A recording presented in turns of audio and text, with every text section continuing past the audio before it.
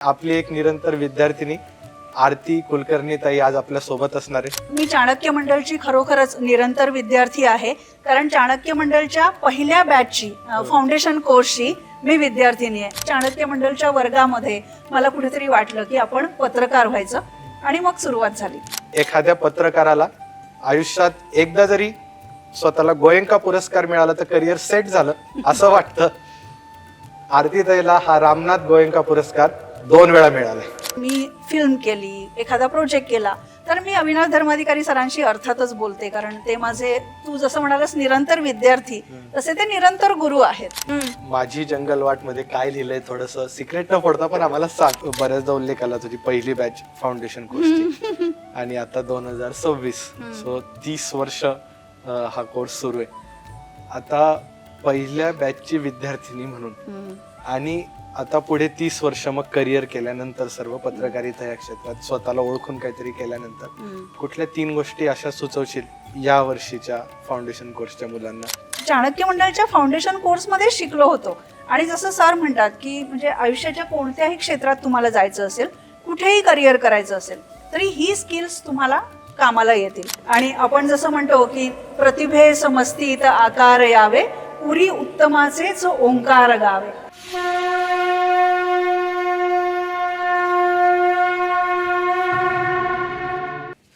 सर्वांना नमस्ते. फाउंडेशन कोर्सच्या यूट्यूब चॅनलवर अजून एक पॉडकास्ट, आणि हा पॉडकास्ट तसा विशेष असणार आहे कारण चाणक्य मंडलच्या फाउंडेशन कोर्सची पहिली बॅच.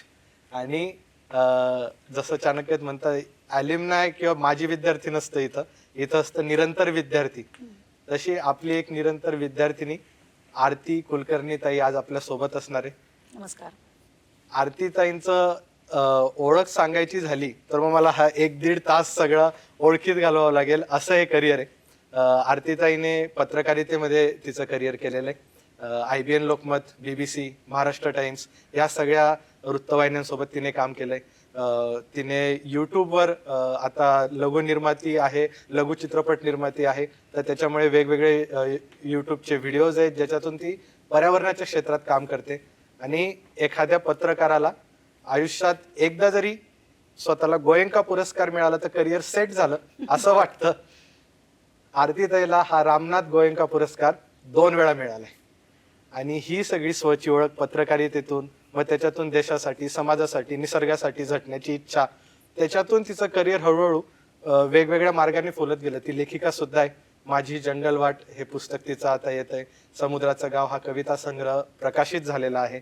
आणि आपण आरतीताईशी मग आज गप्पा मारणार आहोत एकंदरीत तिला तिचं हे सर्व करिअर कसं सापडलं या विषयावर, आणि ह्या करिअरमध्ये आता इतरांनाही यायचं असेल ते काय करू शकतात, आणि एकंदरीत तिचा हा सर्व जीवनाचा प्रवास जो अत्यंत यशस्वी, आनंदी आणि समाज उपयोगी असा दिसतो.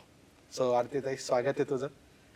आम्ही जसं आपण फार बोलत पण होतो, अगोदरपासूनच आपल्या गप्पा रंगलेल्या आहेत, तर सगळ्यात पहिला प्रश्न माझा हाच असणार आहे, कधी आणि कसं ठरलं आणि कशामुळे ठरलं की पत्रकारिता हे क्षेत्र, आणि त्याच्यात पण विशेषतः मग सोल्युशन ओरिएंटेशन किंवा त्या पद्धतीने फिल्म्स बनवणे की ज्याचे समाजभिमुख काहीतरी काम होईल. सो कधी, कसं आणि कशामुळे ठरलं?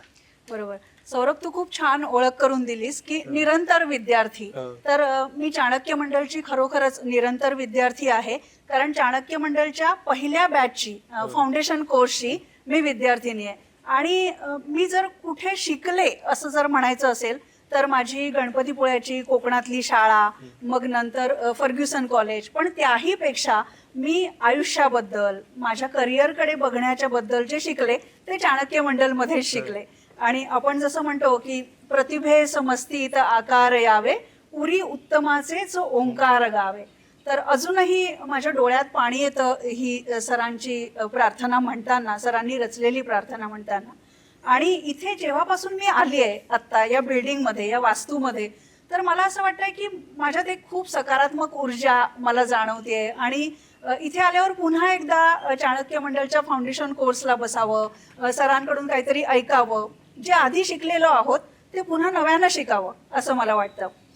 तू म्हणालास पत्रकारितेचं करिअर कसं सुरू झालं, तर चाणक्य मंडलमध्ये आणि अविनाश धर्माधिकारी सरांकडे जे विद्यार्थी येतात शिकण्यासाठी त्यांना IAS व्हायचं असतं. IPS व्हायचं असतं, UPSC MPSC करायचं असतं. तर मी जेव्हा माझ्या छोट्याशा गावातून गणपतीपुळ्याहून मग कॉलेजमध्ये फर्ग्युसनला आले इकडे, तर मलाही असं वाटलं की मला IAS बनायचं आहे.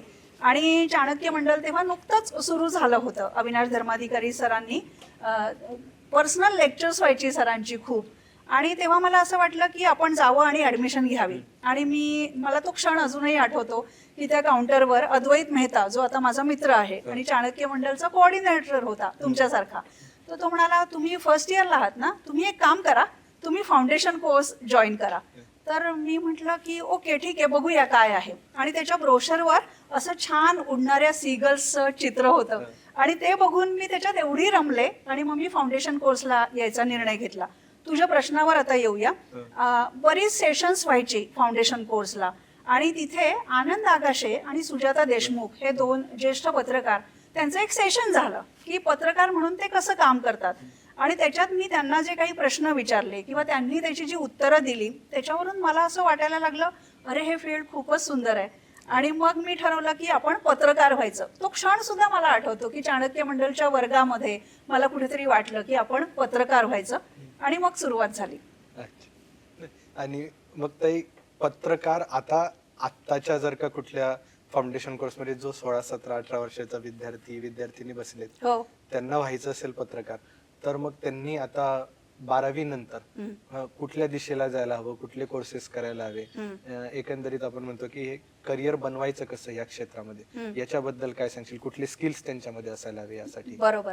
जेव्हा मी पत्रकार व्हायचा निर्णय घेतला, तेव्हा मी फर्ग्युसन कॉलेजमध्ये शिकायचे, आणि फर्ग्युसन कॉलेजच्या रोडलाच रानडे इन्स्टिट्यूटची फार देखणी इमारत आहे. तिथे परदेशी भाषांचे पण कोर्सेस चालतात, आणि पुणे युनिव्हर्सिटीचा जो जर्नलिझमचा कोर्स आहे तो तिथे चालतो. तर मी ते बघत होते, आणि मला असं वाटलं तिथे जावं. आणि त्याही वेळेस, म्हणजे त्याच्याही आधीपासून, या जर्नलिझमच्या कोर्सला एंट्रन्स एक्झाम आपल्याला द्यायची असते. आणि आम्ही सगळ्यांना असं सांगतो की आता 12वी नंतर मास कम्युनिकेशन किंवा जर्नलिझम, मीडिया असे बरेच कोर्सेस सुरू झालेले आहेत.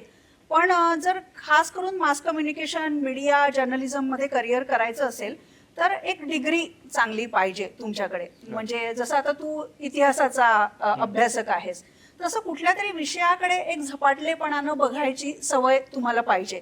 त्याचं एक सामाजिक भान पाहिजे, आजूबाजूच्या जगात काय चाललंय, अतिशय चौकस बुद्धी पत्रकाराला हवी.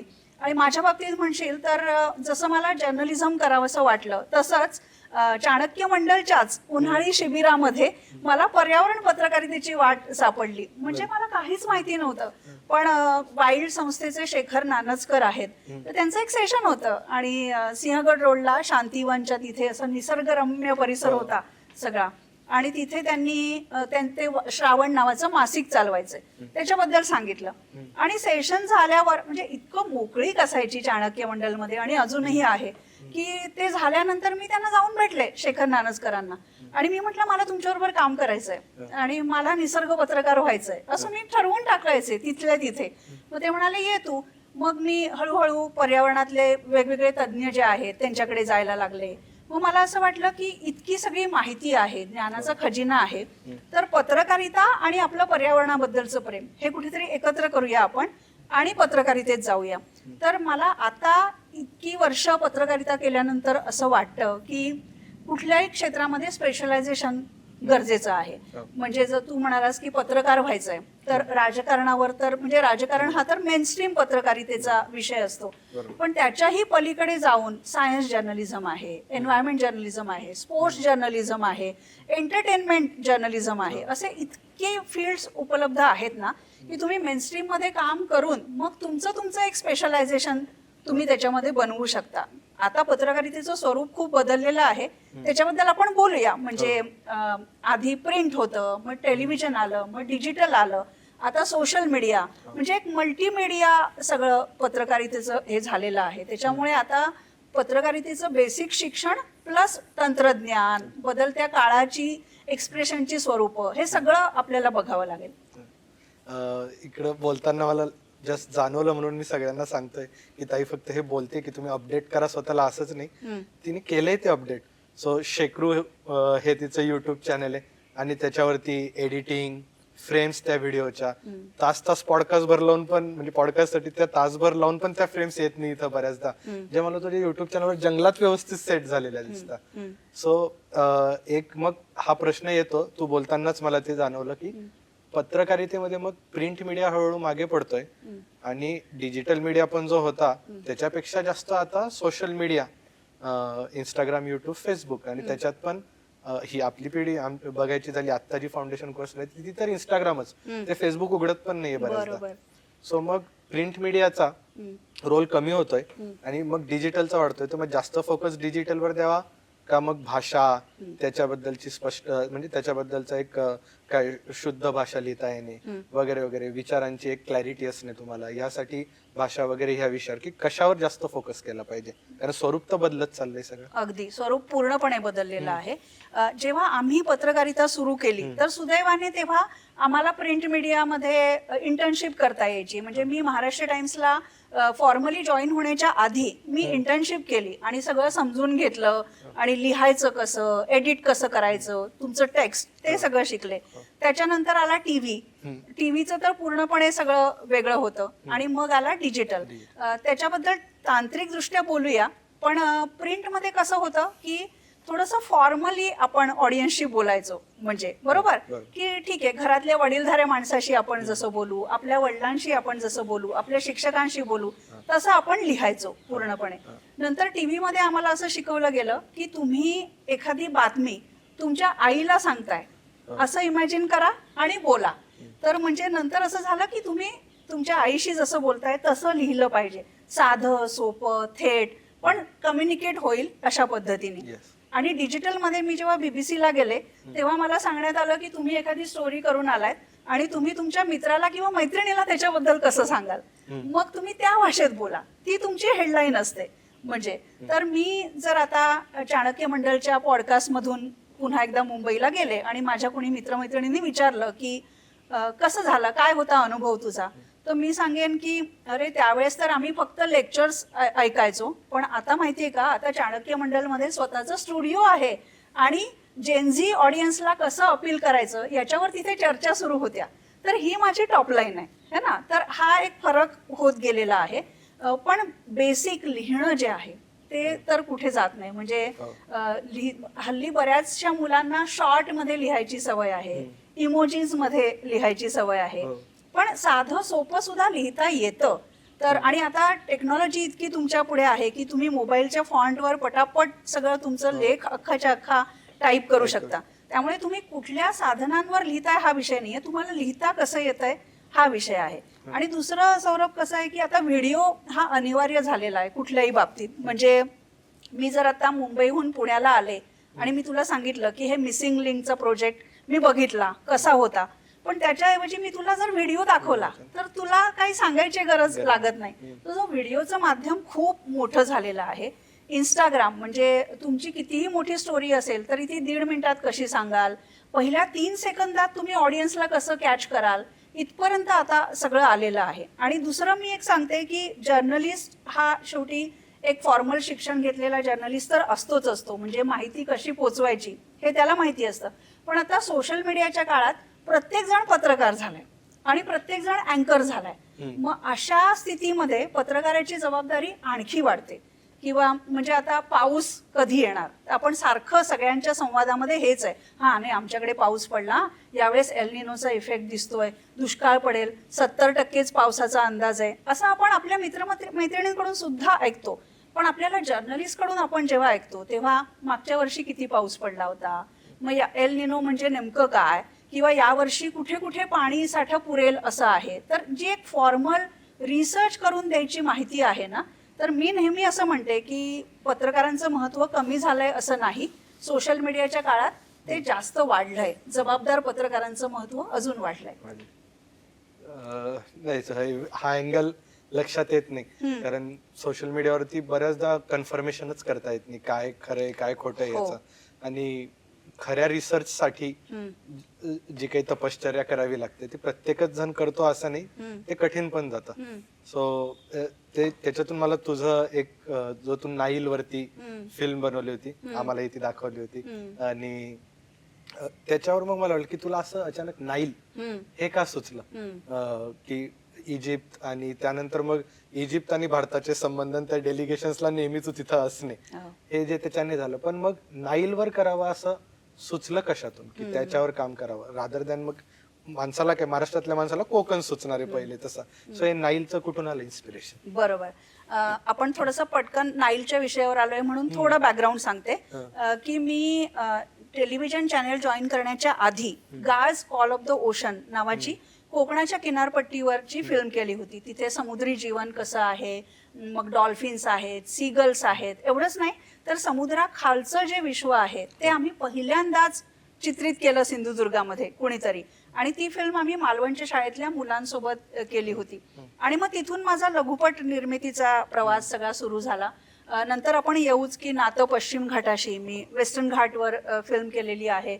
आणि त्याच्यानंतर तू म्हणालास की नाईल, तर मी जेव्हा IBN लोकमतला काम करत होते न्यूज अँकर प्रोड्युसर म्हणून, तर तेव्हा आम्ही जगाच्या पाठीवर नावाचा एक कार्यक्रम करायचो आणि तो आठवड्यातून एकदा असायचा.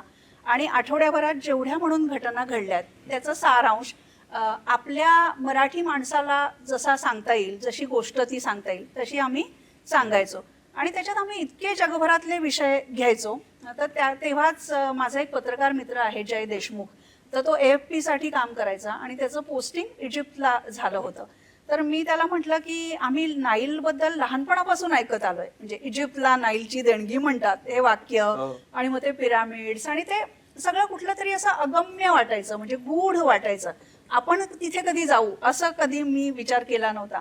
मग त्याच्याशी बोलता बोलता मला असं वाटलं की गंगा नदीवर तर माझीच एक सहकारी पत्रकार आहे बहार दत्त म्हणून, तिने एक छान डॉक्युमेंटरी केलेली आहे. नंतर मी जंगलांवर केलं होतं, समुद्रावर केलं होतं, पण मला नदीवर करायचं होतं. आणि ही नदी 11 देशांना जोडणारी अशी नदी आहे आणि युनिव्हर्सल एक अपील आहे त्या नदीला. कारण ॲमेझॉन ही जगातली सगळ्यात मोठी नदी आहे आणि नाईल ही जगातली सगळ्यात लांब नदी आहे. म्हणजे 11 देशांमधून ती जाते. आफ्रिकेमध्ये दक्षिणेकडून उत्तरेकडे ती जाते आणि मग इजिप्तमध्ये ती भूमध्य समुद्राला मिळते. तर मला असं वाटलं की 97% वाळवंट आणि 3% नदी, तर ही नदी त्या माणसांचा मूलाधार आहे त्यांच्या जीवनाचा. तर ते नातं काय आहे ते शोधावं म्हणून मी गेले. आणि मी ठरवलं तेव्हा इजिप्तमध्ये बरेच अस्थिर सगळी परिस्थिती होती, राजकीय सामाजिक. पण त्यावेळेस इंडियन एम्बसीने मला खूप मदत केली. आणि सौरभ, मगापासून आपण बोलतोय पण या प्रत्येक टप्प्यावर, म्हणजे मी फिल्म केली, एखादा प्रोजेक्ट केला, तर मी अविनाश धर्माधिकारी सरांशी अर्थातच बोलते, कारण ते माझे, तू जसं म्हणालास निरंतर विद्यार्थी, तसे ते निरंतर गुरु आहेत. तर मग मी सरांशी बोलत होते की मला जायचंय तिकडे, मग मी काय करू. आणि असं गायडन्स घेत घेत मी अखेर तिथे पोहोचले आणि इंडियन एम्बसीनी मदत केली. दोनदा जाणं शक्य नव्हतं, म्हणजे एकदा रिसर्च करून मग शूटिंगला जायचं असं नव्हतं. मग आम्ही तिथे गेलो. मग इजिप्तमध्ये आसवानमध्ये जी नाईल नदी शिरते इजिप्तमध्ये, तिथून ती भूमध्य समुद्राला मिळते, तोपर्यंतचा सगळा प्रवास आम्ही तिचा चित्रित केलाय. आणि तू डेलिगेशनचं जे म्हणालास ते खरंच फारच सुंदर होतं. कैरोमध्ये आम्ही पहिला शो केला त्याचा, इंडिया बाय द नाईल फेस्टिवलमध्ये. आणि तेव्हाच इजिप्तचे राष्ट्राध्यक्ष अब्दुल अल फतह सिसी हे भारत दौऱ्यावर येणार होते आणि इंडियन एम्बसीनी माझं नाव सुचवलं तिथे इंडिया इजिप्त डेलिगेशनमध्ये. तर आम्ही पंतप्रधान नरेंद्र मोदी यांच्यासोबत असं सगळं भारताचं शिष्टमंडळ होतं, समोर इजिप्तचं शिष्टमंडळ होतं आणि एक प्रकारे तो गंगा आणि नाईलचा संगम मला वाटला आणि त्याचं प्रतिनिधी मला होता आलं, याचा आनंद आहे. तू ताई आता इंडियन एम्बसी, सरकार आणि त्याच्याकडनं आली, त्याचा उल्लेख आला म्हणून पत्रकारितेच्या पण क्षेत्रामध्ये सरकार ही व्यवस्था तुम्हाला मदतही करू शकते, याचं उदाहरण तू आता दिलंच, पण अडचणी पण काही निर्माण होतात का? अशा अडचणींवर किंवा मग प्रत्येकच क्षेत्रामध्ये येणाऱ्या पॉलिटिकल इंटरफिअरन्स असेल जसा, ठीक आहे, सो मग ही राजकीय ढवळाढवळ किंवा सरकारी व्यवस्था, यांना पण तुम्ही अंगावरच घेणार जेव्हा तुम्ही काहीतरी मुद्दे मांडणार पश्चिम घाटाचे तेव्हा. बरोबर. तर ह्या विषयाला काय, how to deal with it, याच्यासोबत कसं काम केलंय तू? पुन्हा सांगायचं तर या सगळ्याची सुरुवात माझी चाणक्य मंडल मध्येच झाली. म्हणजे जेव्हा मी चाणक्य मंडलचा फाउंडेशन कोर्स करत होते तेव्हा अण्णा हजारेंचं भ्रष्टाचार विरोधी आंदोलन सुरू असायचं. म्हणजे त्याचं व्यापक स्वरूप नंतर आलं, पण आम्ही अविनाश धर्माधिकारी सरांबरोबर राळेगण सिद्धीला जायचो, अण्णा हजारेंना भेटायचो. बऱ्याच ठिकाणी मी सरांबरोबर प्रवास केलेला आहे.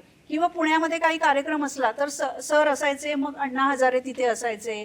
वेगवेगळ्या चळवळींची लोक असायची, म्हणजे नरेंद्र दाभोलकर, विद्या बाळ, या सगळ्यांशी माझा संवाद जो झाला तो चाणक्य मंडल मुळेच झाला.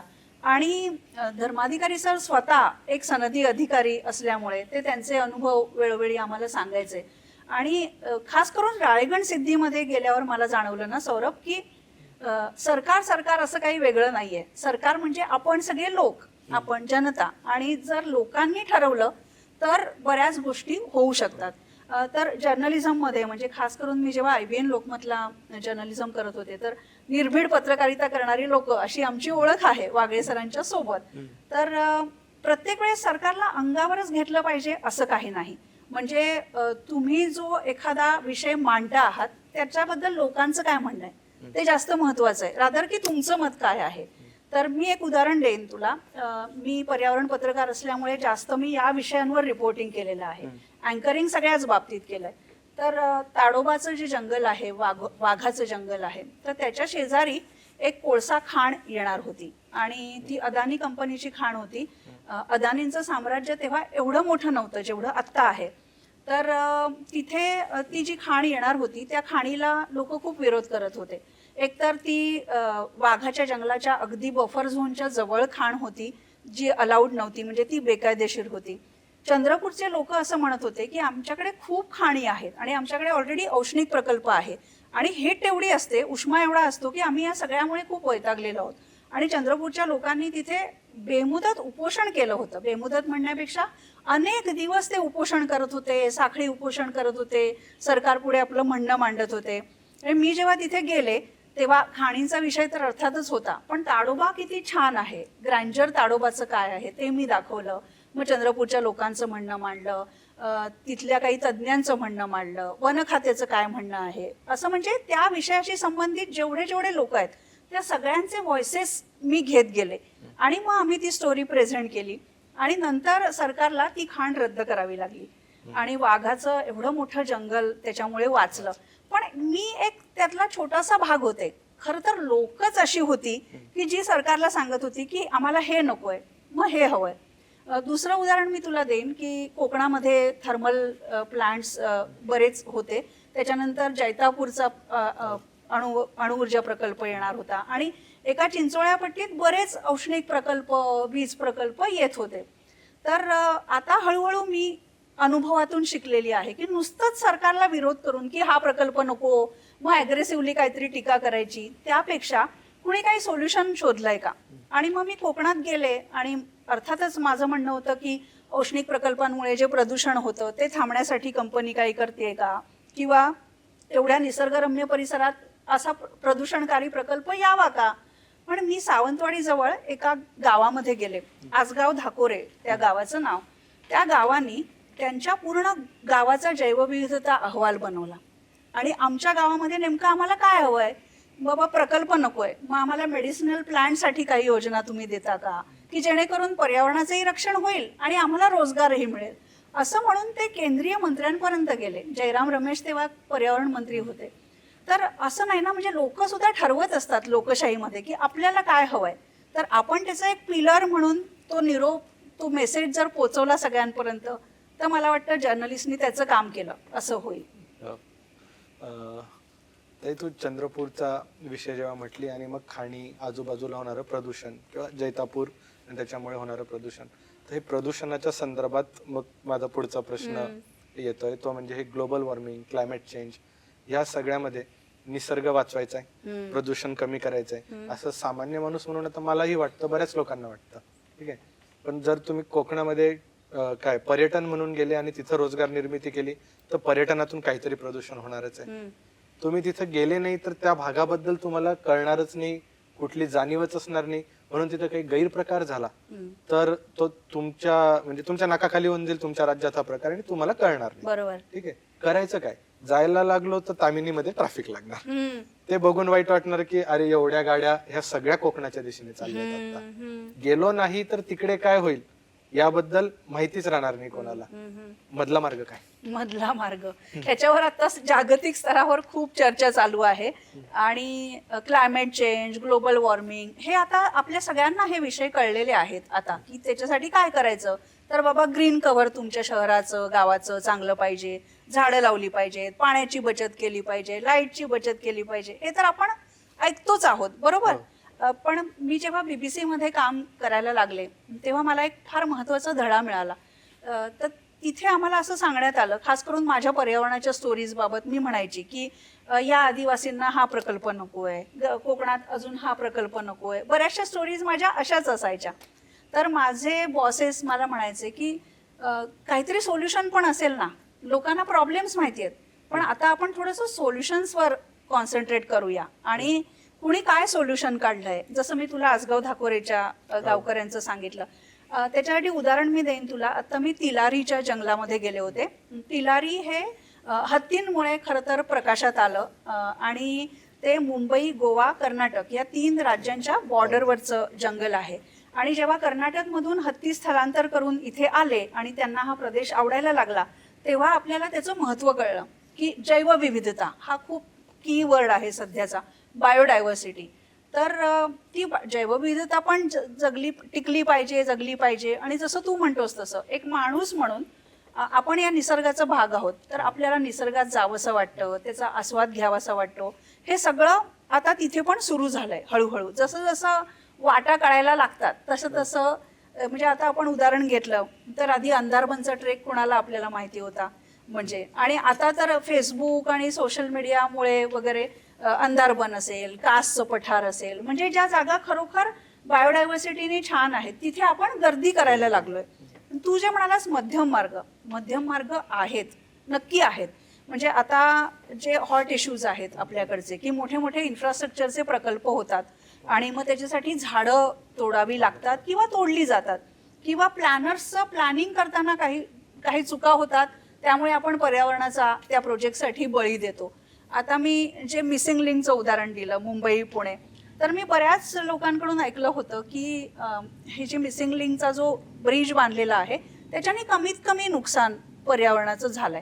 तर आपल्या हातात मला तरी वाटतं ना सौरभ, की पूर्णपणे निसर्गाचं रक्षण करणं हे म्हणजे अशक्य प्राय गोष्ट आहे. मग तुम्ही त्याला पूर्ण वर्जिनच ठेवा, पण जर त्याच्यामध्ये आपली वहिवाट असेल तर कमीत कमी नुकसान तरी कसं करता येईल निसर्गाचं, एवढं तरी आपण बघूया. म्हणजे आता अंदमान निकोबारचे प्रोजेक्ट्स खूप गाजत आहेत ना, अंदमान आणि निकोबार. तर ग्रेट निकोबार जे जंगल आहे त्या जंगलांना जगाचे होप स्पॉट म्हणतात. म्हणजे काही आता पश्चिम घाटासारखे जे भाग आहेत त्याला हॉटस्पॉट म्हणतात.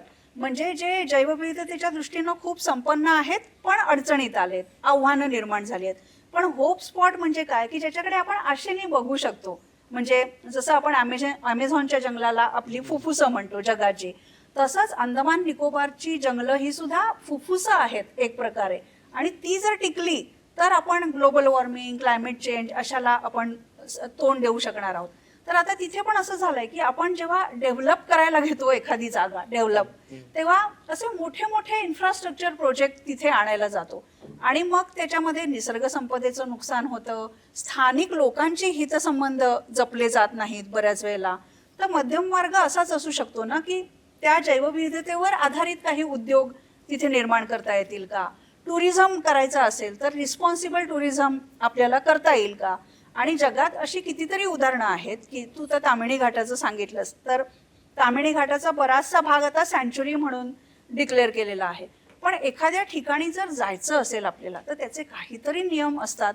म्हणजे जर तुम्ही अमेझॉनमध्ये गेलात तर तुम्हाला तिथल्याच स्टाईलनी राहावं लागेल, कनेक्टिव्हिटी फारशी नसेल, किंवा तुम्ही इथे प्लास्टिक टाकलं तर दंड होईल. अशा साध्या साध्या गोष्टी तर करताच. माथेरानला एक्झॅक्टली म्हणजे माथेरानला जेव्हा हिल स्टेशन आहे आणि मुंबई पुण्याच्या इतकं जवळ आहे तर खूप एक्सप्लॉइट होण्याची शक्यता होती.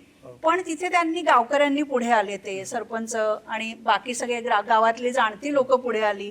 आणि आपण जातोच ना चालत माथेरानला, म्हणजे नियम जर बनवले तर लोक ऐकतात. मग हा मध्यम मार्ग झाला माझ्या दृष्टीने, की तुम्ही या जंगलामध्ये, इथे हिल स्टेशनला या, निसर्गाचा आस्वाद घ्या, पण मग इथले नियम पाळून या.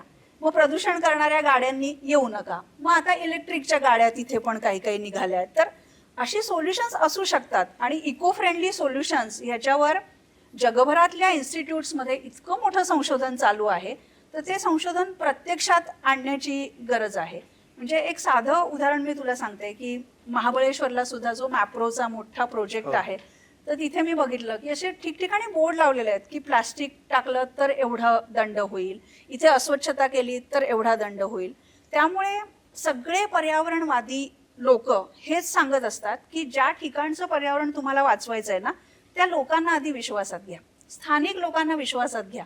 त्यांना माहिती असतं इथे काय करायला हवं आणि काय नाही, आणि मग कुठेतरी मध्यम मार्ग काढता येतो. पण तू म्हणतोस तसं की पृथ्वीची कॅरिंग कपॅसिटी बघता आपली लोकसंख्या वाढत चालली आहे, आपल्या लाईफस्टाईल्स अशा झालेल्या आहेत, त्याच्यामुळे मध्यम मार्ग कसा काढायचा हा मोठा प्रश्न आहे. हो. तू बोलतानाच मला ते आता सुचलं. मी माझ्या मित्रांमध्ये वगैरे जेव्हा बोलत असतो, 50% तरी आमच्या ग्रुपचा हा प्लॅन आहे की काहीतरी पैसे साठवायचे, नको पुणे मुंबईत फ्लॅट, कोकणात जमीन घेऊ आणि काहीतरी छान छोटस टुमदार घर बांधू. पहिले हे फार रोमॅन्टिसाइज केला जातो हा प्लॅन म्हणून छान वाटत होता. नंतर असं वाटायला लागलं की अरे माझ्याच ग्रुप मधल्या 50% लोकांचा जर हा प्लॅन आहे तर मग कोकण राहील का? आम्ही सगळे तिकडे जाऊन रिटायरमेंट होम म्हणून काहीतरी टुमदार माडी बांधायला निघालो होतो. ठीक आहे, पण तुझे म्हटले की स्थानिक लोकांना विश्वासात घेता अशा काही त्यांच्या प्रॅक्टिसेस आहेत का की जे ऑलरेडी म्हणजे sustainable organic in this category we can count them, की त्यांची लाईफस्टाईल मध्ये अशा कुठल्या गोष्टी आहेत की ज्या ऑर्गॅनिक आणि सस्टेनेबल आहेत? अशा पहिलं म्हणजे ना सौरभ, की पर्यावरण वाचवायचं, जंगल वाचवायचं, निसर्ग वाचवायचा म्हणजे खेड्यातच जायचं असं नाही. तुम्ही शहरामध्ये राहून सुद्धा पर्यावरणाच्या दृष्टीने तुमच्या शहराचं प्लॅनिंग तसं करू शकता, तुमच्या काही सवयी बदलू शकता, त्याच्यावर आपण बोलू. पण तू जे म्हणालास तर जगभरामध्ये लोक सस्टेनेबल प्रॅक्टिसेस शिकून घेण्यासाठी हल्ली गावांमध्ये जायला लागलेत, जंगलांमध्ये जायला लागलेत. आदिवासी कम्युनिटीजमध्ये कितीतरी गोष्टी आपल्याला अशा सापडतील की ज्याच्यातून आपण काहीतरी शिकू शकतो, ज्याच्यामध्ये शेअरिंग आहे, समूहानं करण्याच्या पद्धती आहेत. तर कोकणाचा तू उल्लेख केलास, तर कोकणामध्ये देवराई ही कन्सेप्ट खूप सगळीकडे आहे. म्हणजे देवाच्या नावानं राखून ठेवलेलं जंगल, आणि त्या जंगलातलं झाड सुद्धा कधी होळीसाठी सुद्धा तोडलं जात नाही. किंवा एखादं भेकर हरिण म्हणजे समजा इथे असेल आणि ते देवराईत शिरलं तर तुम्ही त्याची शिकार करू शकत नाही. किंवा एखादं झाड तुम्हाला तोडायचं असेल मंदिराच्या बांधकामासाठी किंवा काही पूर्वी जसं असायचं, तर मग ते देवीला कौल लावला जायचा आणि मग त्या देवाला सांगावं लागायचं की अरे बाबा आमची ही खरंच गरज आहे म्हणून आम्ही हे तोडतोय. तर अशी देवराईची कन्सेप्ट जी आहे ती मला खूप आवडली. मध्ये मी पुण्यामध्येच एक वर्कशॉप अटेंड केला होता आणि त्याच्यात भारतभरातल्या अशा काही कम्युनिटीज आल्या होत्या की त्या पर्यावरणाच्या दृष्टीने चांगली जीवनशैली ऑलरेडी जगतायत तिथे. आणि उत्तराखंड मधलं कोणी होतं, कोणी राजस्थान मधलं होतं, कोणी दक्षिण भारतामध्ये, तर अशा अनेक प्रॅक्टिसेस आहेत. पण सगळ्यात मला जे जाणवलं नॉर्थ ईस्टमध्ये म्हणजे ईशान्य भारतामध्ये त्या लोकांच्या खूप चांगल्या प्रॅक्टिसेस अजूनही आहेत. म्हणजे त्यांचे जे गाव आहे त्या गावाकडे ते अजिबात स्वार्थीपणे बघत नाहीत, आपल्या कम्युनिटीसाठी असलेलं गाव असंच ते बघतात. आणि मग त्या जंगलामध्ये जी काही उपज होते त्याच्यावर त्यांची गुजराण चालते. जंगलाच्या जवळची ती जी शेती करतात ती पण सामूहिक शेती असते. म्हणजे बरेच आता युवाल नोआ हरारी सारखा लेखक जो आहे सेपियनचा, तर तो असंच म्हणतो की माणसामध्ये आणि प्राण्यामध्ये काय फरक आहे, तर आपण म्हणतो आपण भाषेत बोलू शकतो, मी आणि तू एकमेकांशी बोलू शकतो. तर बऱ्याच शास्त्रज्ञांना असं लक्षात आलंय की सिंहांच्या कळपांमध्ये सुद्धा काहीतरी वेगळी भाषा असते. वानर एकमेकांशी संवाद साधताना भाषेतच बोलतात, ती भले त्यांची भाषा असो. मग माणूस म्हणून आपलं वैशिष्ट्य काय आहे, तर आपण कोलॅबोरेट करू शकतो एकमेकांशी. म्हणजे एकमेकांना आपले विचार सांगून आपण काहीतरी करू शकतो. तर बरेचसे तज्ज्ञ असं म्हणतात की माणूस हा जर पृथ्वीवरचा सगळ्यात प्रज्ञावान प्राणी असेल तर त्यानेच एकत्र येऊन पृथ्वी वाचवण्यासाठी काहीतरी केलं पाहिजे. मला बॅटमॅन मधला तो सीन आठवला, जोकर जे म्हणतो की माणूस सिव्हिलाइज्ड आणि व्यवस्थित एकमेकाशी त्यामुळे वागतोय कारण तुमचं अन्न, पाणी, वस्त्र, निवारा आहे. ज्या सेकंदाला हे काढून घेऊ त्या सेकंदाला तुम्ही एकमेकाला मारून खाऊन जाणार.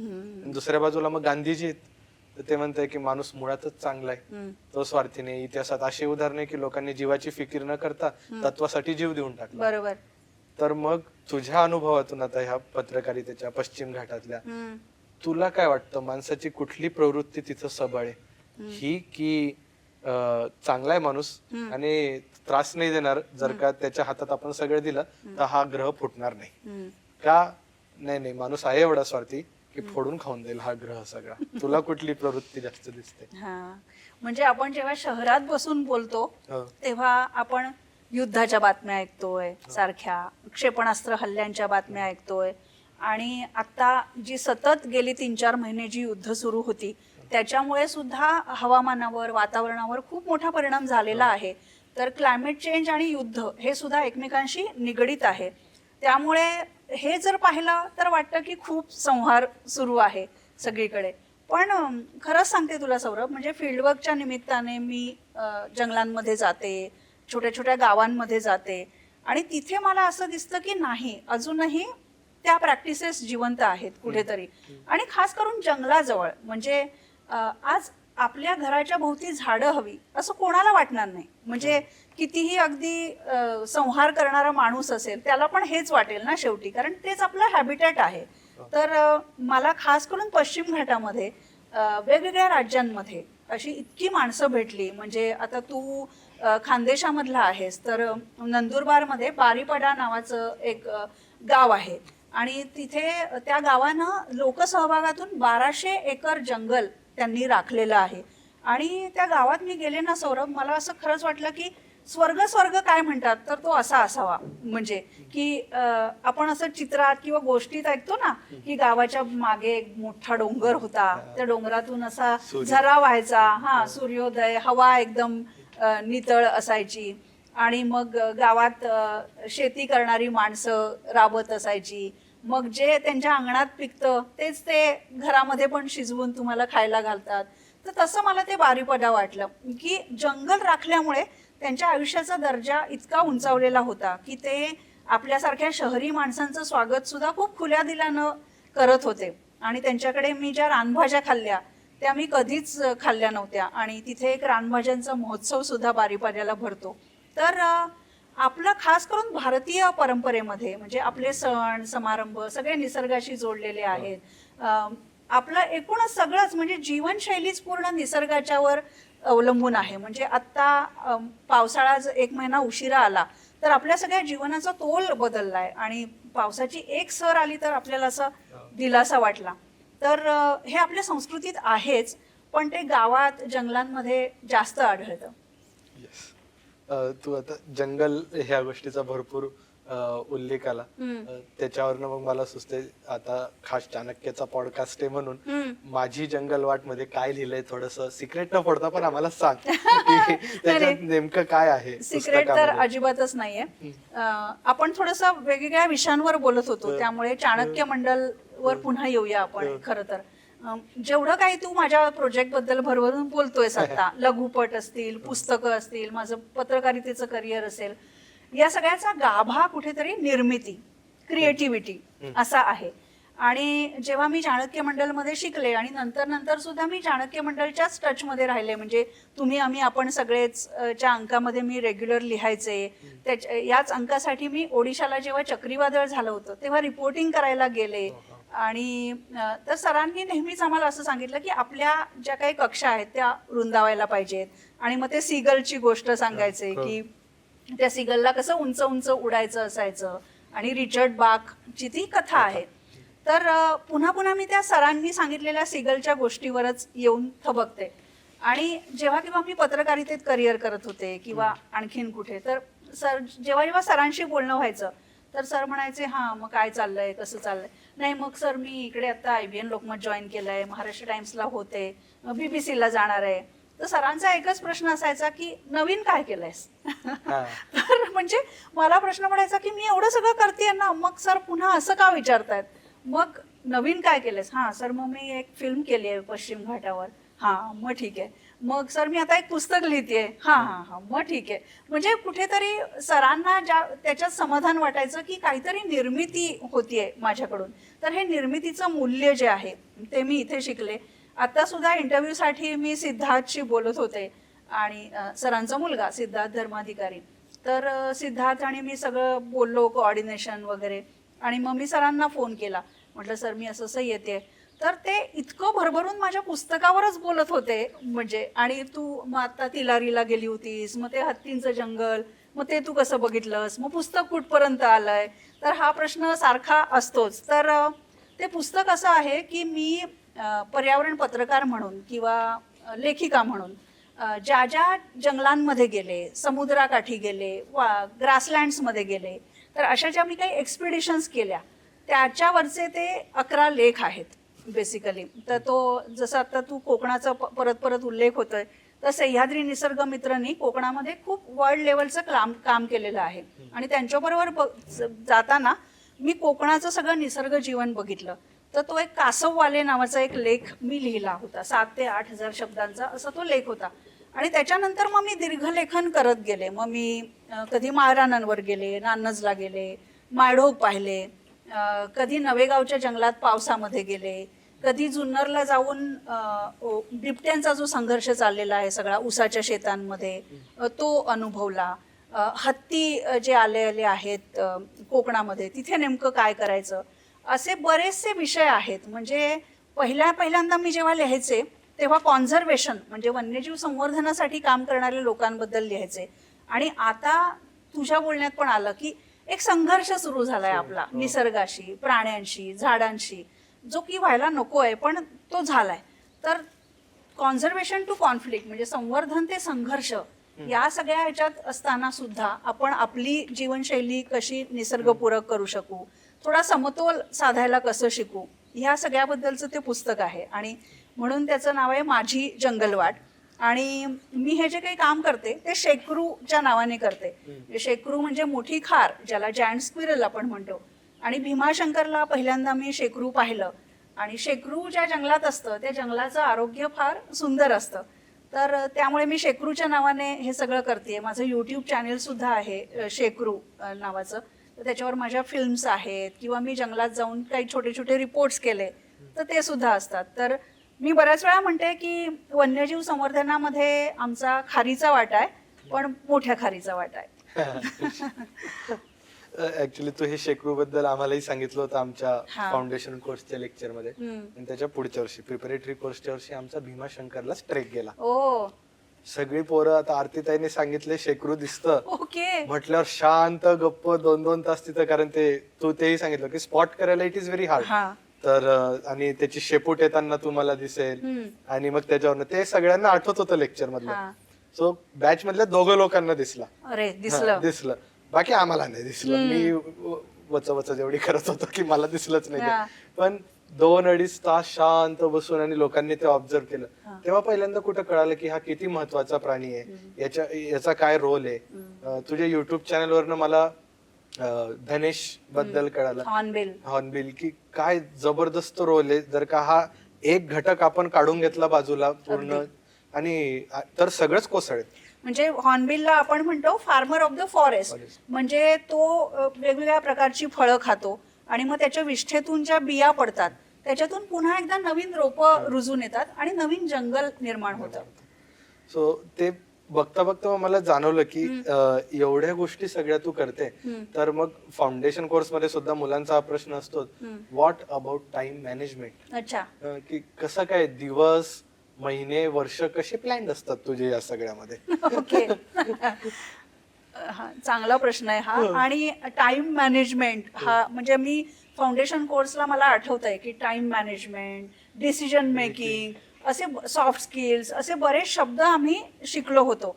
आणि मला खूप सांगायला आनंद वाटतो सौरभ की आत्ताच्या काळामध्ये जेनझीला जे सांगितलं जातं की तुम्हाला जॉब मिळवायचा असेल तर ही एक्स्ट्रा स्किल्स तुमच्याकडे पाहिजेत, मग असं पाहिजे, मग तसं पाहिजे, हे आम्ही तर चाणक्य मंडळच्या फाउंडेशन कोर्समध्ये शिकलो होतो.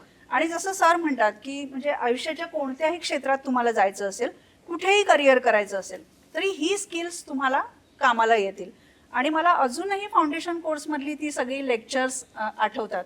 टाईम मॅनेजमेंटचं म्हणशील तर आपल्या प्रायोरिटी आपण ठरवत असतो की मला ह्या क्षेत्रात करिअर करायचं. म्हणजे मी जर पत्रकारितेत करिअर करणार असेल तर माझी पत्रकारिता हीच माझी प्रायोरिटी आहे. मी तर टेलिव्हिजन न्यूज अँकर होते, त्यामुळे आम्हाला 9चं जर मी प्राईम टाईम बुलेटिन करत असेल तर मला 8:50ला तिथे स्टुडिओत हजर राहावं लागायचं आणि माझ्या डोक्यात सगळी अपडेटेड इन्फॉर्मेशन मला पाहिजे असायची. नंतर माझं बुलेटिन किंवा माझा एखाद्या विषयाचा जो जो टाईम दिलेला असायचा तो तेवढाच तो कव्हर झाला पाहिजे. तर हळूहळू ते भिनत गेलं कुठेतरी टाईम मॅनेजमेंट. आणि मी सगळ्यांना सांगते की सर म्हणायचे 6 म्हणजे 5:57 5:55 5:55 झालंय का आता, ओके. तर म्हणजे ही इथून सुरुवात होते टाइम मॅनेजमेंटची, की आपण एखाद्या गोष्टी म्हणजे एखाद्या ठिकाणी वेळेवर पोहोचणं, एखादी गोष्ट करायची ठरवली आहे तर ती त्याच वेळेस करणं. मला टाइम मॅनेजमेंट जमली आहे असा माझा अजिबात दावा नाहीये, खरंच नाहीये. कारण मी खूप स्पॉन्टेनियस आहे. म्हणजे मला जर आज वाटलं की नाही आज आपण या विषयावर काहीतरी करूया तर उद्या आणखीन काहीतरी वाटू शकतं. सो इतकी डिसिप्लिन माझ्यात नाहीये. पण डॉक्टर आनंद नाडकर्णी जे खूप मोठे सायकियाट्रिस्ट होते आणि आत्ताच त्यांचं निधन झालं, तर ते असं म्हणायचे की टाइम मॅनेजमेंट नसलेल्या लोकांकडे सुद्धा एक वेगळ्या प्रकारची टाइम मॅनेजमेंट असते, किंवा ज्यांच्याकडे कन्सिस्टन्सी नसते त्यांच्याकडे सुद्धा एक त्यांचा फंडा असतो. तो फंडा प्रत्येकाने ठरवायचा आहे. पण मला टाइम मॅनेजमेंटच्या बाबतीत असं वाटतं ना की प्रायोरिटीज आपल्या काय आहेत, की आपल्याला काय काय करायचंच आहे आणि मग नंतर काय केलं तर चालणार आहे. तर प्रायोरिटीज ठरवल्या तर मला असं वाटतं टाइम मॅनेजमेंट शक्य होते. ताई, आम्हाला अजून एक प्रश्न पालकांकडनं भरपूर येतो. बरं. फाउंडेशन कोर्सचं जेव्हा विचारपूस करायला येतात पालक यांच्याशी मी बोलत असतो, तर जे 3-4 पहिले कन्सर्न्स आहेत, चिंतेचे विषय आहेत पालकांचे, त्याच्यातला पहिला आहे मोबाईल आणि सोशल मीडियाचा वापर. ठीक आहे, हा इतका वाढलेला आहे, तर याच्यावरती काय उत्तर असलं पाहिजे? ते उत्तर मग तुझ्या या फील्ड मधनं कुठून येत आहे का? सो ते प्लीज आम्हाला सांगू शकलीस? बरोबर.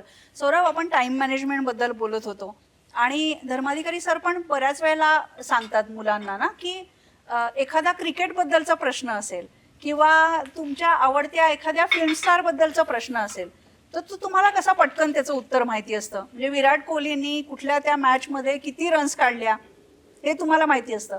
पण एखादा फॉर्म्युला जर तुम्हाला मांडायचा असेल तर त्याच्यासाठी बरेच कष्ट करावे लागतात तुम्हाला. तर विषय हाच आहे की आपण जे करतोय, आपण जे शिकतोय ते आपल्याला आवडतंय का आणि ती आपली प्रायोरिटी आहे का, ह्याच्यावरच पुन्हा पुन्हा येऊन आपण थांबतो. मला खूप छान वाटतं की त्यावेळेस सोशल मीडिया किंवा मोबाईल नव्हते, त्याच्यामुळे आम्ही असं फुल्ली अटेंड करू शकायचो एखादी गोष्ट. पण त्याचा दुसरा हाही भाग आहे की सोशल मीडियामुळे किंवा यूट्यूब, गुगलमुळे एक एक्सपोजर सुद्धा मुलांना खूप चांगलं मिळालंय. पण नेमकं काय बघायचं, हा मला असं वाटतं तुम्ही पण मुलांना बऱ्याच वेळेला गाईड करत असाल की एखाद्या गोष्टीत तुम्हाला करिअर करायचंय तर त्यातलं तुम्ही काय बघितलं पाहिजे. साधं आहे ना, इंग्लिश स्पीकिंगचे कितीतरी छान छान व्हिडिओ असतात किंवा डिसिजन मेकिंग कसं करायचं ह्याच्याबद्दल व्हिडिओज असतात. आता माझा भाचा पण असाच कॉलेजच्या वयामध्ये आहे, तो फर्स्ट इयरला त्यांनी ऍडमिशन घेतली आहे BSc कम्प्युटर सायन्स. तर मी त्याला धर्माधिकारी सरांचे कितीतरी व्हिडिओ पाठवले की तू बघ की करिअरमध्ये कसा डिसिजन घ्यायचा, अष्टपैलू कसं असावं, म्हणजे फक्त अभ्यास असं का वेगवेगळ्या क्षेत्रांमधला तुम्हाला इंटरेस्ट कसा असावा.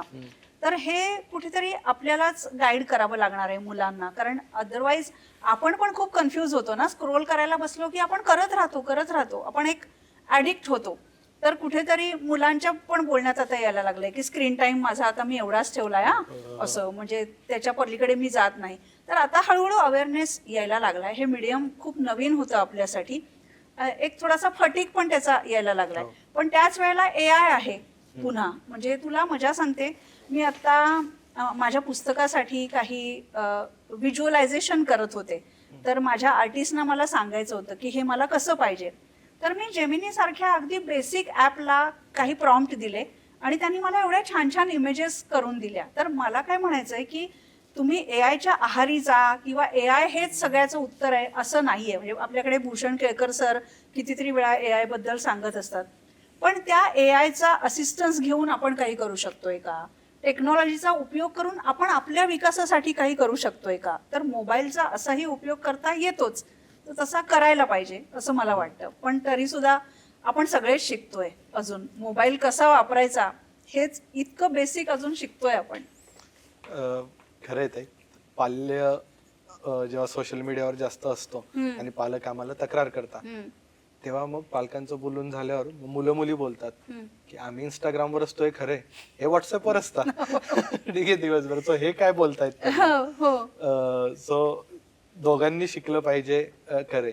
जशी तू आता जे सांगत होती त्याच्यात मला कीवर्ड असा दिसला, त्यावेळेस हा मी पकडला कीवर्ड. ठीक आहे, की मग फायदा जास्त आहे सोशल मीडियाचा का तोटा. आणि काही पालक हे म्हणतात की आम्ही पूर्ण बॅनच केले सोशल मीडिया मुलांना, की अजिबातच बघायचं नाही. काही राष्ट्रांनी पण आता, ऑस्ट्रेलियाने जसा कायदा आणला, नियम बनवले, हो. की स्पेसिफिक 16 वर्षाच्या आधी वगैरे नाही चालणार म्हणून सोशल मीडिया. हे सोल्युशन आहे कम्प्लीट बॅन, की मग सोल्युशन तू म्हणते तसं की त्याचा योग्य किंवा सदुपयोग, जो फाउंडेशन कोर्स मध्ये आपलं positive use of social media, सकारात्मक वापर कसा करावा तुम्ही समाज माध्यमांचा, असंच एक सत्र होतं सगळं. सो नेमकं पालकांसाठी काय सांगशील, कम्प्लीट बॅन का सदुपयोगाचा प्रयत्न? नाही, जसं आपण चाणक्य मंडलमध्ये करतो की सोशल मीडियाचा सकारात्मक कसा उपयोग करून घेता येईल. आणि काही काही देशांचं जे थिंकिंग आहे तेही बरोबर आहे की 16 वर्षाखालची मुलं जी आहेत त्यांना खरंच तेवढं तारतम्य राहत नाही की कोणत्या गोष्टीला फॉलो करायचं, कुठल्या गोष्टीला नाही करायचं. तर काही बाबतीत काही नियम असायला हरकतच नाही. खरं सोशल मीडियासाठी ते नियम ऑलरेडी आहेत. म्हणजे व्हॉट्सअप किती वयाच्या मुलांनी वापरायचं, फेसबुक, इंस्टाग्राम, पण टोटल बॅन तर नाहीच. कारण आपण त्या जगात आहोत ना सध्या, आणि त्याच्यातूनच अनेक गोष्टी कळतायत. म्हणजे मला कितीतरी चांगले न्यूजपेपर वाचणारे मित्रमैत्रिणी म्हणतात, हो का, ती कॉक्रोच पार्टीच्या आंदोलनाची बातमी का? नाही, मी फेसबुक 2-3 दिवस पाहिलं नाही, त्यामुळे मला कळलं नाही. तर मला खूप आश्चर्य वाटलं की न्यूज, नॉलेज, इन्फॉर्मेशन सगळ्याचा सोर्सच सोशल मीडिया बनलाय. तर तो अगदीच टाळता येणारा विषय तर नाहीच आहे, पण प्रत्येक गोष्टीला काही लिमिटेशन्स असतात आणि काही मर्यादा पाळायच्या पण असतात. तसं ते आहे. म्हणजे जसं विज्ञान शाप की वरदान, अणुऊर्जा शाप की वरदान, तसं सोशल मीडिया शाप की वरदान, त्याच्यामधलंच काहीतरी काढावं लागेल. तू आता सगळं आपण जसं बोलतोय तसं बऱ्याचदा उल्लेख आला तुझी पहिली बॅच फाउंडेशन कोर्सची, आणि आता 2026, सो 30 वर्ष हा कोर्स सुरू आहे. आता पहिल्या बॅचची विद्यार्थिनी म्हणून, आणि आता पुढे 30 वर्ष मग करिअर केल्यानंतर, सर्व पत्रकारिता या क्षेत्रात स्वतःला ओळखून काहीतरी केल्यानंतर, कुठल्या 3 गोष्टी अशा सुचवशील या वर्षीच्या फाउंडेशन कोर्सच्या मुलांना की हे 3 स्किल्स, हे 3 कौशल्य त्यांच्यात असायलाच हवे आत्ताचं सगळं जग बघता? तर हे सुद्धा पुन्हा एकदा मला चाणक्य मंडलच्याच काही संभाषणांमधून कळलंय सौरभ. म्हणजे अगदी 3 स्किल्स असं नाही, पण पहिलं स्किल जे मला भूषण केळकर सर सांगतात ते फार आवडतं. एक म्हणजे इतकी स्पर्धा झालेली आहे, म्हणजे पॉइंटनी ऍडमिशन्स जात आहेत, जॉब मिळवण्यासाठी वेगळी एक कसरत आहे. तर या मुलांचं मला हे पण वाटतं की खूप प्रेशर आहे या सगळं. तर त्याच्यामध्ये या परिस्थितीत शांत कसं राहावं हे एक मोठं स्किल आहे. म्हणजे आणि ते फार महत्वाचं आहे. म्हणजे शांत असणं, कंपोज असणं, दुसऱ्याशी कम्पेअर न करता स्वतःची वाट, जसं धर्माधिकारी सर म्हणतात की स्वतःला ओळख. म्हणजे तुला काय हवंय, तुला काय आवडतंय आणि काय जमेल, तर त्याच्यावर कॉन्सन्ट्रेट करायला हवं. दुसरं म्हणजे जसं आपण मगाशी AI बद्दल बोललो की तंत्रज्ञानाचं स्किल, म्हणजे त्याच्याशिवाय पर्यायच नाहीये. म्हणजे कम्प्युटर, लॅपटॉप, मोबाईल, आणखीन पुढे पुढे विकसित होत जाणारी ॲप्स, तर तंत्रज्ञानाचा वापर करता येणं हे स्किल तर आता सगळ्यांसाठीच झालंय. म्हणजे अगदी ज्येष्ठ नागरिकांपासून छोटासा बाळ ते ज्येष्ठ नागरिक सगळ्यांपर्यंत झालेलं आहे. हे दुसरं स्किल मला असं वाटतं. आणि तिसरं स्किल मला तरी असं वाटतं ना सौरभ, की आपण ज्या करिअरमध्ये असतो किंवा आपण आपल्या अर्निंगसाठी एखादी नोकरी करत असतो किंवा काहीही, तर मी जेव्हा आता जर्नलिझममध्ये इतकी वर्ष झाल्यानंतर मी आता माझ्या फील्डकडे आणि स्वतःकडे एक वेगळ्या दृष्टिकोनातून बघतेय. तर मला असं वाटतं की ह्युमन स्किल खूप महत्वाचं आहे. म्हणजे जर मी आता तुझ्याशी बोलतेय तर मला तुझ्याशी छान बोलता येणं. मी एखाद्या गावात गेले तर माझ्या स्टोरी पुरतं न बोलता त्या माणसाचं जगणं समजून घेणं, किंवा मी एखाद्या मोठ्या कॉर्पोरेटच्या सीईओशी बोलतेय किंवा राष्ट्राध्यक्ष पदावरच्या एखाद्या माणसाशी बोलतेय, त्याच्याशी सुद्धा माणूस टू माणूस मला कनेक्ट होता येतंय का, हे मला खूप महत्वाचं स्किल वाटतं आत्ताच्या काळात. आणि जेव्हा आपण याच वास्तूचं लोकार्पण केलं होतं तेव्हा दलाई लामा आले होते आणि याच हॉलमध्ये आपण बसलो होतो. आणि तेव्हा मी दलाई लामांना असं विचारलं की आत्ता सगळेजण आपण कनेक्ट झालोय व्हॉट्सॲप, फेसबुक, आणखीन कुठल्या कुठल्या माध्यमातून, पण तरी सुद्धा कनेक्शन सापडत नाही दुसऱ्या माणसाशी, तर ते कसं करायचं? तर दलाई लामांचं म्हणणं असं होतं, जसं लहान मूल कुठल्याही गोष्टीकडे औत्सुक्याने बघतं, कनेक्ट होतं, तसं आपल्याला होता आलं पाहिजे. कुठलाही पूर्वग्रह मनात न ठेवता एका माणसाशी माणूस म्हणून कनेक्ट होणं हे खूप मोठं स्किल आहे. ग्रेट. तिन्ही स्किल आणि म्हणजे कम्युनिकेशन स्किल सायलोज मध्ये एखाद्या भागात शिकण्यापेक्षा तू जी व्याख्या सांगितली आता की राष्ट्राध्यक्ष, एखाद्या गावातला माणूस, विद्यार्थी, वय किती कमी जास्त असलं तरी पण माणूस म्हणून त्यांना समजून घेता येणं आणि तसं बोलणं. सो ते पूर्ण कम्युनिकेशन स्किलची व्याख्याच आली याच्यामध्ये सर्वच्या सर्व. सो मग आता हे जे वेगवेगळे स्किल्स तू आम्हाला सांगितले आणि हे कम्युनिकेशन, संवाद कौशल्याचीच व्याख्या, संवादाचं अजून एक माध्यम जे सगळ्यांपर्यंत अत्यंत लढिवाळपणे आणि प्रेमाने पोचू शकतं ते म्हणजे कविता. तर तुझा जो कविता संग्रह समुद्राचं गाव बघूनच परत कोकण आठवत आहे समुद्राचं गाव म्हटलं. सो त्या कविता संग्रहामध्ये काय आहे, काय त्याची थीम काय, कशावर लिहिलेल्या आहेत आणि वाचल्यानंतर तो कविता संग्रह कोणाला काय सापडेल त्याच्यातून, काय सांगशील? आपण आता स्किल आणि कनेक्शन बद्दल बोलत होतो ना, तर आपण असं म्हणत होतो की माणूस आणि माणसाचं कनेक्शन, पण त्याच्याही पुढे जाऊन आपलं अवतीभोवतीच्या विश्वाशी काय कनेक्शन आहे, एवढा मोठा नको बोलूया, पण एखाद्या झाडाशी काय कनेक्शन आहे, एखाद्या पक्षाशी काय आहे, समुद्राशी काय आहे, तर हे नातं शोधण्याचा मी प्रयत्न केलाय. आणि गणपतीपुळे माझं गाव, त्यामुळे अर्थातच मी समुद्राच्या सानिध्यात वाढलेले आणि नंतर कुठेही गेले तरी मला तो गणपतीपुळ्याचा समुद्र आठवत राहतो. म्हणून कविता संग्रहाचं नाव आहे समुद्राचं गाव. त्याच्यामध्ये अर्थातच समुद्र आहे, जंगल आहे, नदी आहे, अगदी युरोपातल्या आल्प्स पर्वत आहेत किंवा नाईल नदी आहे, त्याच्यानंतर गाव तर आहेच आपलं, आणि मुंबई सारख्या मेट्रो सिटीमध्ये सुद्धा जो निसर्ग मला भेटतो तो त्याच्यामध्ये आहे. तर ते नातं तुम्हाला पुन्हा एकदा सापडेल. आणि त्यातलीच एक 4 ओळी फक्त मी ऐकून दाखवते, आणि ती मी अगदी कॉलेजच्या वयामध्ये लिहिली होती आणि मी सहज लिहिली तर ती खूप व्हायरल झाली होती. तर ती कविता अशी आहे की वळून कुणी पाहिलं नाही म्हणून माळ रानावरच्या चाफ्याचं अडलं नाही, वळून कुणी पाहिलं नाही म्हणून माळ रानावरच्या चाफ्याचं अडलं नाही, शेवटी पानांनीही साथ सोडली पण पठ्ठ्यानं बहरणं सोडलं नाही. कविता संग्रहाबद्दल आणि ओळी तू सांगितलं ना, मला एकदम एक गोष्ट जाणवली. मी खानदेशातला म्हणून आम्हाला समुद्र वगैरे आम्ही बघितलेला नसतो लहानपणापासून.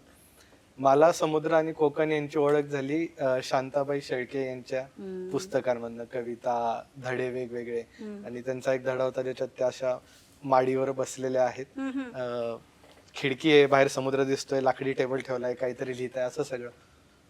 मला आता तुझ्याशी बोलता बोलता ते जाणवलं, शांताबाई शेळकेंनी जे काम आता पुढच्या पिढ्यांसाठी करून ठेवलं आणि घर बसल्या तुम्हाला समुद्र आणि कोकण दिसेल, तुझ्या कविता संग्रहातून तेच होणार आहे आता पुढच्या जेनझीच्या पिढीसाठी, की वाचून त्यांना त्यांच्या डोक्यात कळेल काय आहे निसर्ग, आणि मग त्यांना तिथं जाऊन पाण्याची हाऊस एक जी मुलांमध्ये भरलेली आहे. सो ते तू जस्ट डिस्क्राईब केलं तसं मला ते कळलं की हे तर शांताबाई शेळकेंसारखं काम आहे, आणि किती मोठं काम आहे मग की पोचतंय लोकांपर्यंत हे सगळ्या माध्यमातून. नाही, शांताबाई शेळके, इंदिरा संत, व्यंकटेश माडगुळकर अशी निसर्ग लेखक कवींची पण एक मोठी पिढी आहे. मारुती चितमपल्ली.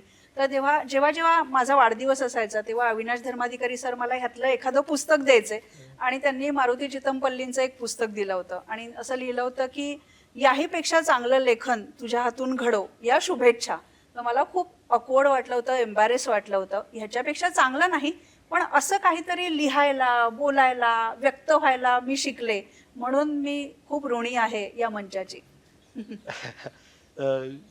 यावरूनच मला पुढचा प्रश्न येतोय, तू जर इथं हे सगळं शिकली, तू शांतिवनाची एक गोष्ट बोलली, असं सगळं, तर मग सगळ्यात आवडती आठवण तुझी कुठली आहे फाउंडेशन कोर्स मधली, की तुला अजूनही आता 96 ला झाला कोर्स, 30 वर्ष, पण असं तुझ्या डोक्यात लख येते आठवण त्या वर्षाची, अशी कुठली आहे एखादी आठवण? तू एकदम सरांसारखं म्हणालास, लख येते.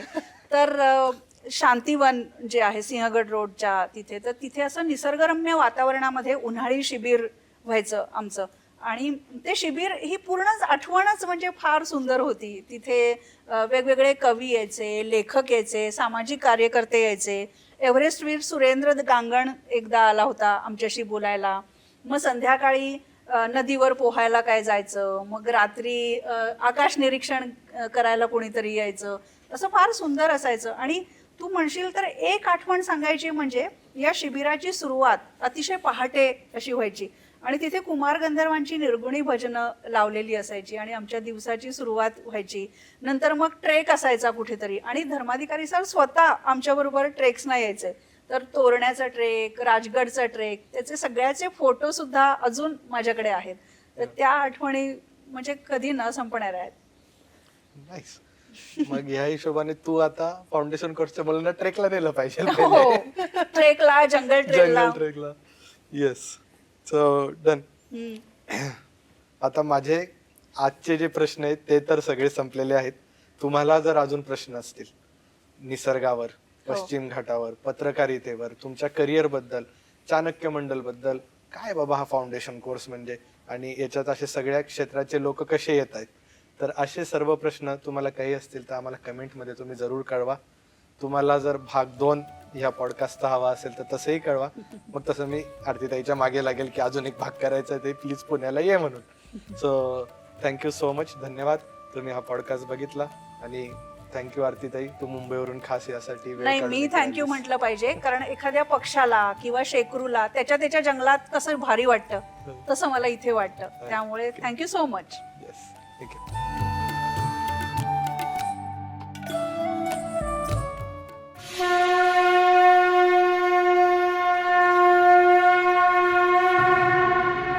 जरी एक अश्रू पुसायास आला, तरी जन्म काहीच कामास आला.